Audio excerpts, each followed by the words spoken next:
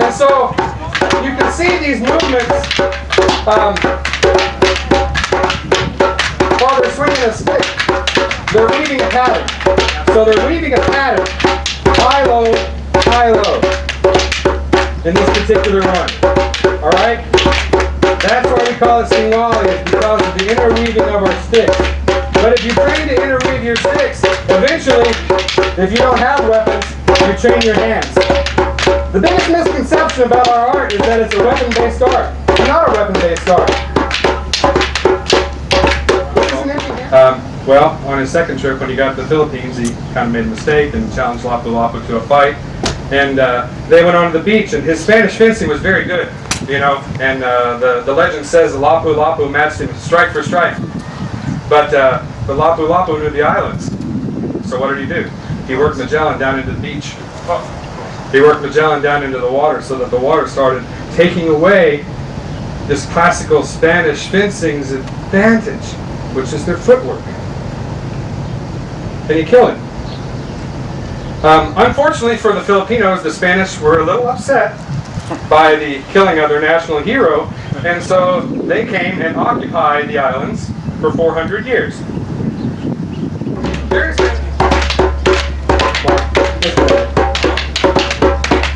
Hope you guys don't mind me directing them around a little bit.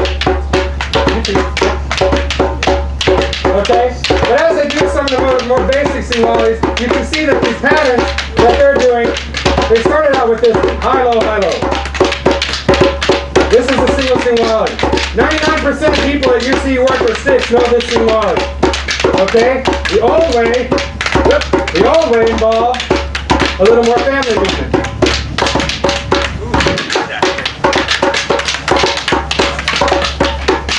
But they're totally interchangeable because the stick patterns are the same.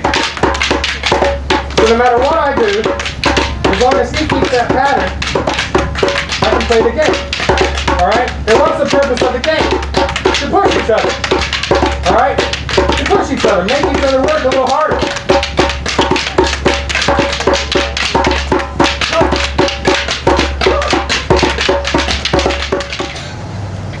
And so while martial practice was outlawed, the Filipinos had to hide their training. When you're occupied, there's two ways you can train. You can either sneak out into the jungle and train in seclusion. Lots of cultures have done that. Or you can do what the Filipinos did, and you hide it in a cultural dance, and you perform it right in front of them. So, as we're out here, we're going to have, the drum's going to be playing. I want you guys, if you feel the rhythm, feel free to clap. Alright? Because this is how we did it in the old days. The village would come out, the women would come out, they would make food, they would train, the men would come out, and we would all dance. Dance and sing. We would be dancing and we'd be singing. We'd be dancing and we'd be twirling our sticks, you know, and having a good time. And we, you know, and all at the same time we'd be like, "Aha, Mr. Stanya, do you like this pretty move? I'm going to kill you with it tomorrow."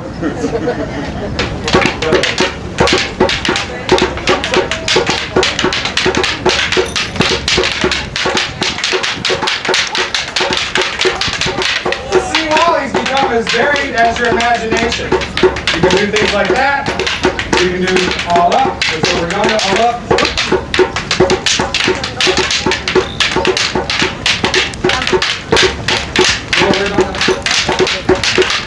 This is my microphone.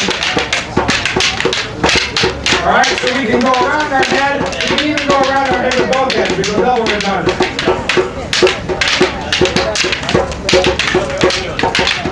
In close proximity. You see, he's nervous, but I know where my stick is. You're okay.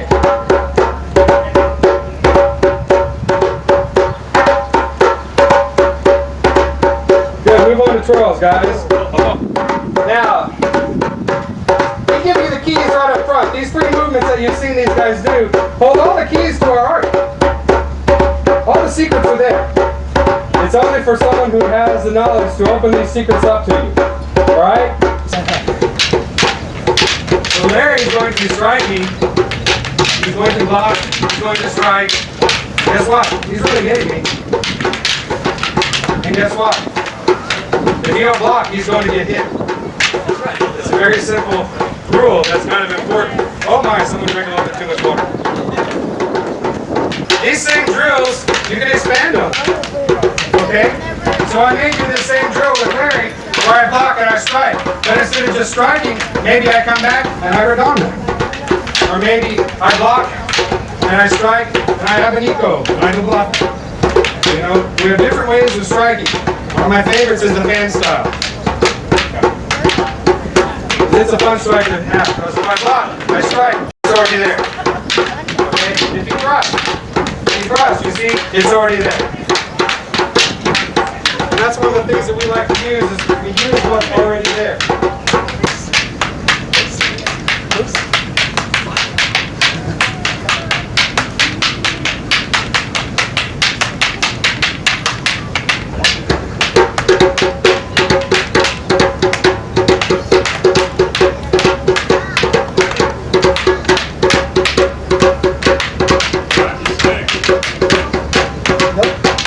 Good, all right, you guys can take a break.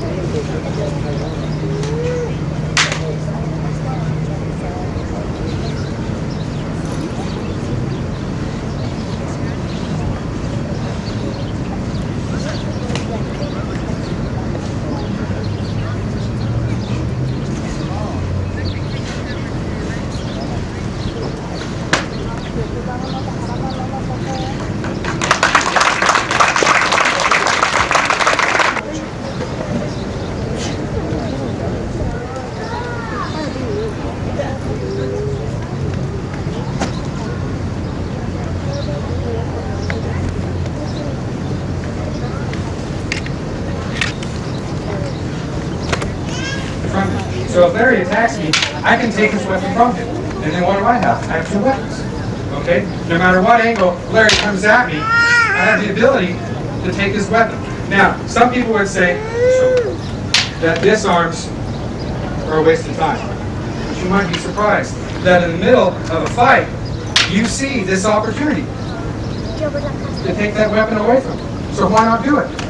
So no matter what he does, I have the ability to not only take his weapon, but then utilize what he's done to control this man. All right? And all you have is a bottle of water. Okay? And this man comes at you. I can use this as a weapon. All right? Not like this. All right? I use it differently. I might even break his hand. I strike him here. I come up here. All right? Then if I'm really nice, you know what I can do? I can make him drink. He can have a nice drink. All right? And you can do that on multiple angles, in multiple places. If he punches over here, see, strike. What you didn't see, I come up, I strike. I come back, I grab, I pull. I strike again. I give him a drink. I kiss. You know, whatever you want to do, right? It's whatever you want to do. You can fight low and be flexible. Even if you're a big man, you can fight low and be flexible and be strong. Because the whole purpose of this art is to improve your health.